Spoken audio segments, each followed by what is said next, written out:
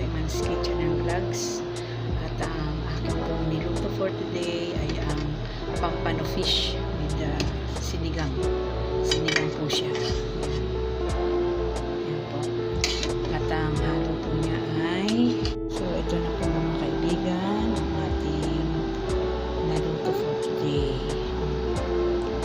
Ang fish na may sinigang na fish at of course meron po tayong kanin, meron po prito at a cup of soup. So ito na po at kain na po tayo. Sa hindi pa po nakaka-subscribe, please lang po like and share.